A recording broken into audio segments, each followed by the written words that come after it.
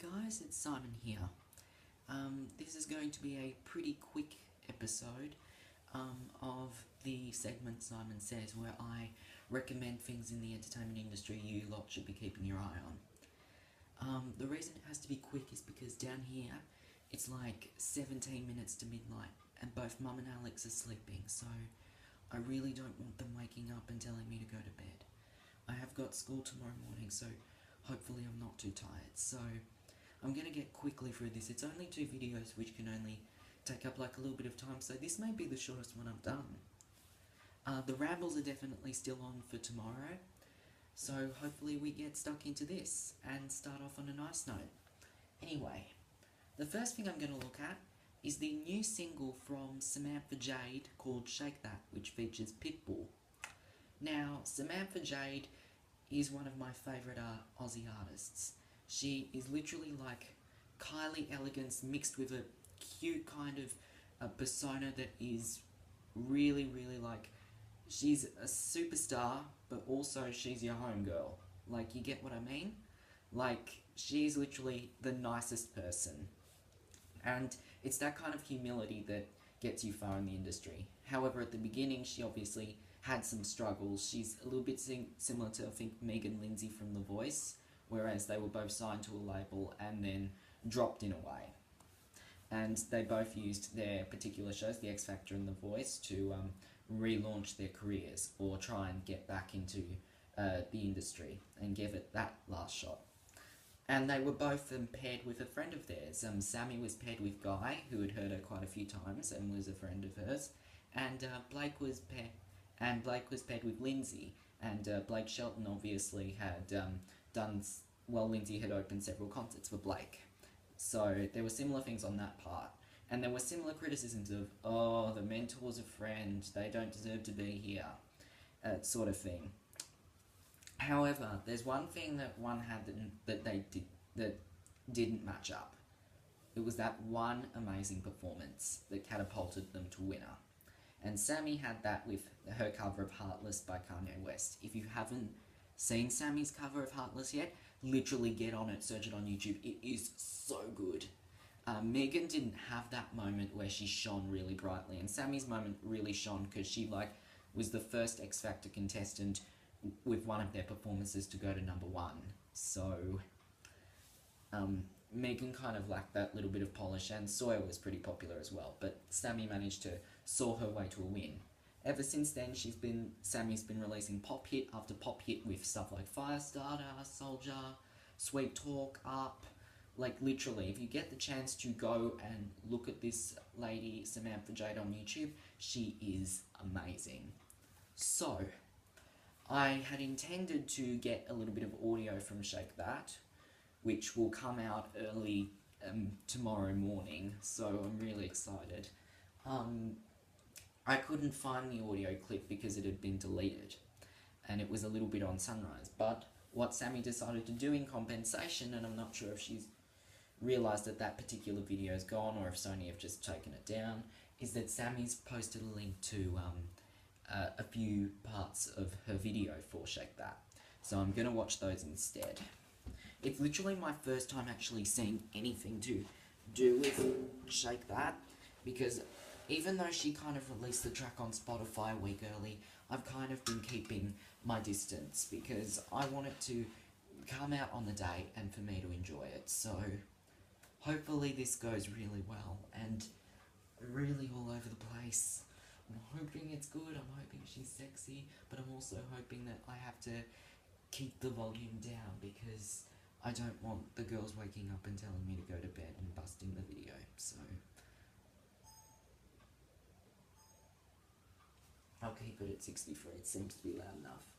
So I'm going to go into her Instagram account, push it out a little bit so you can see a little part of it, and Sammy already looks really nice.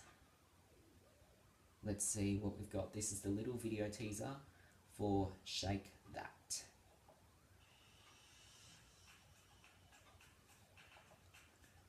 It's snappy. Ah, it started again. I shouldn't have clicked there. They're really amping up the budget with Sammy's video this time around. Oh. That's the only thing we've got? Just of her dancing around in a particular room. Is there something else? Please tell me there's something else. Like, that's not enough. I need something. I need parts of a song. I need Lord knows what. But I need something other than that, like, 5 seconds. Please give me something.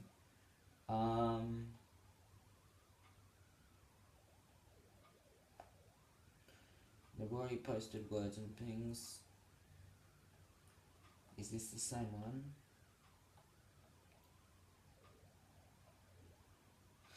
Once again, it's that same ad that pops up nearly every place.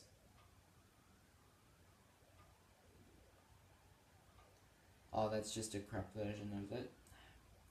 So, am I wasting my time there? There's a thing called Samantha Jade, The Journey to Shake That, so I'm gonna watch this.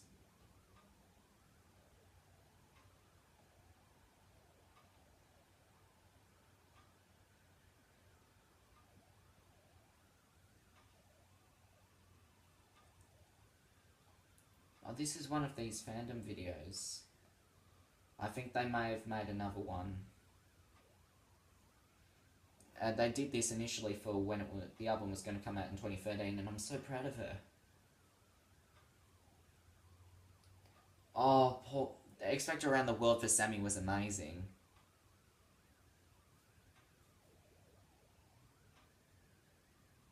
That's the only thing of Louis that I agree with. A brand new era. Because Sony keep on blocking the album off. Like, we have waited over 2 years to hear this album. You need to understand how passionate I am with this. I like that fandom kind of stuff. I've seen similar things from them about Sammy, and it's really good. But literally, Sony keep on sabotaging Sammy. They keep on pushing her album back, so we've only got singles. And that's getting frustrating to a point, because I really want to hear what she's got. Everyone else has released something from X Factor Australia. Everyone else has released at least one album afterwards, except for Sammy. And it's really frustrating to have to persistently have to go through Sony's blocks. So I'm hoping it comes out soon, because she has the potential to slay everyone on the chart at the moment. And I mean this. Shake That has to be the best thing ever to come out. But I have no doubt about Sammy. She did it with Firestarter, she did it with Soldier, she did it with Up, she did it with Sweet Talk, she did it with What You've Done to Me, which was her winner single. So I have no doubts that she'll get her 6th amazing sounding pop single. So that's pretty much that on the subject of Samantha Jade.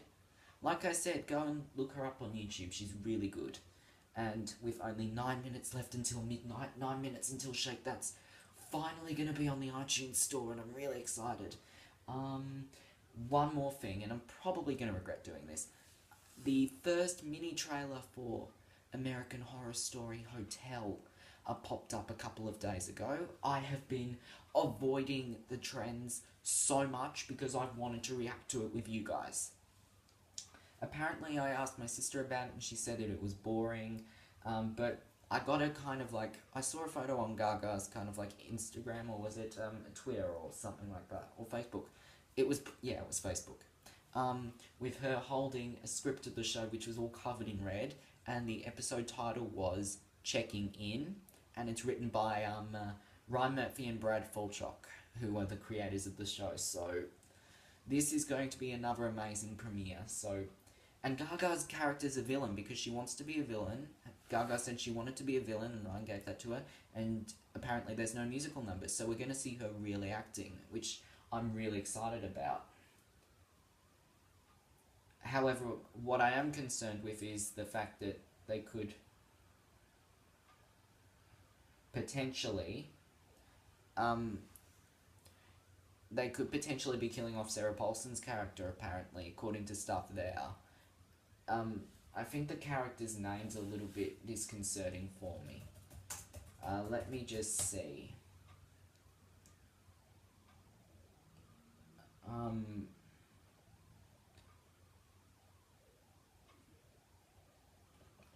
Let me just pop in and see there.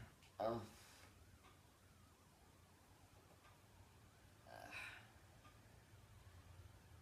She's playing absolute evil with this role as soon as it...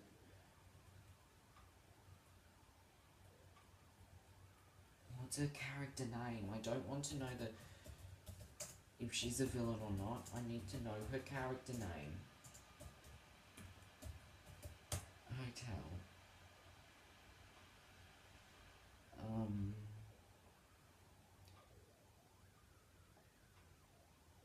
There's a promotional trading card. Hypodermic Sally is the character of Sarah Paulson. So let me just check up a definition of what hypodermic means, because I know that relating to the region immediately beneath the skin, and the writers are going to take a hold of this and I think find a way to kill her off, because Sarah has said that she survived every single season, that the writers wanted to change that. And at least we're getting some Sarah Paulson, but it's going to be a little bit sad. They better give her a good role and a good fitting death. Like, if she's just killed off at the Halloween thing for no clear reason, it's like, come on. Like, what relevancy does she have? I'm hoping she plays some relevancy to the plot and provides, like, this big stepping stone. Because, come on, it's Sarah Paulson. You can't not give Sarah Paulson a big hand in the season. Like, last series, she did the most work. She had to film herself twice for Bet and Dot Tatler, for God's sake. She needs to have a big part as well this season. It can't just all be Gaga-centric, because when you rely too much on one person, it could potentially all collapse. And when you compare Gaga to Jessica Lange, Jessica's going to top Gaga completely, because Jessica's had more time training with acting than what Lady Gaga has. But apparently the series lead's going to be Kathy Bates, so hopefully attention is not focused on one person, and from these trailers, and focused on every single person. And everyone gets their equal chance. I saw a lot of people really upset about Coven, that Evan Peters, that in the midst of all the femme fatale kind of theme of it, which was really good, that Evan Peters was just kind of that tag-along sort of character. And at the end of the series, I started to feel the same way as well, that it was only cannon fodder in a way. Had he been written in a much more better way and more accurately involved, rather than just being that side piece, then it would have been pretty good. Rather than just having to rely on the ladies' parts all the time. Whilst their parts were good, it would have benefited well with a fairer, stronger hold. With fair female actors and fair male actors, and there were plenty of opportunities to do that that season, and they slipped away. But let's leave Coven in the dust now. We're focusing on American Horror Story Hotel, and what I can see from here is a bell with a very long fingered thing, and I'm going to really regret my life choices at this point. I am going to regret this, especially given that it's like a few minutes till midnight. Oh god. I'm going to lean as far back as I can, but make sure that my head's kind of in shot, because you can never be shockingly sickened for the camera. Oh my god. This is terrifying. Even though my sister said it's boring, it's only like 10-11 seconds, but I'm scared something's gonna jump out at me. Oh god. Please don't do anything horrible.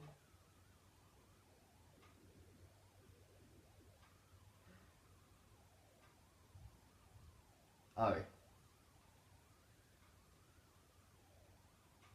Nothing happened.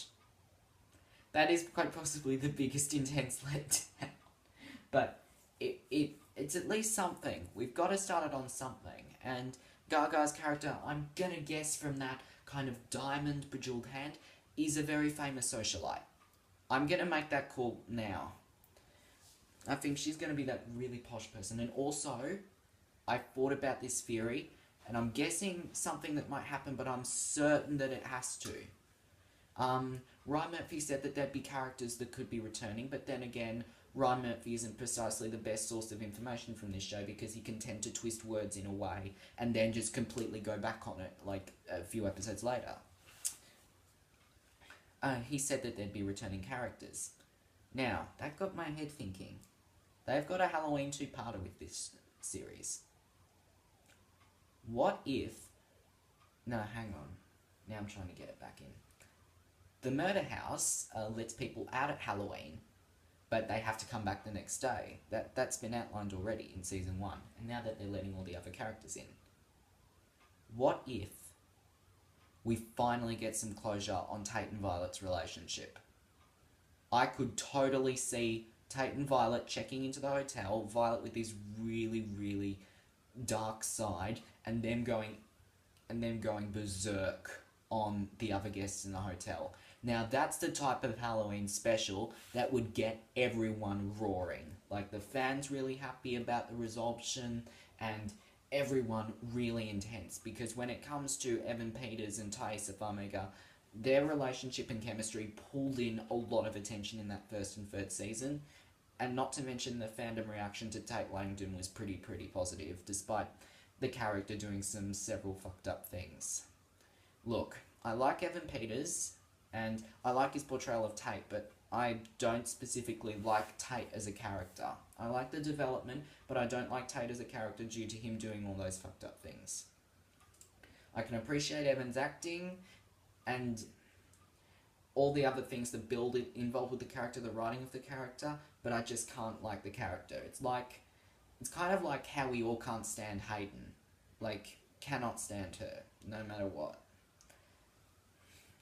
Like, she was the villain of that season, and a very prominent one if that. She was constantly a thorn in the side, and that's credit to Kate Mara.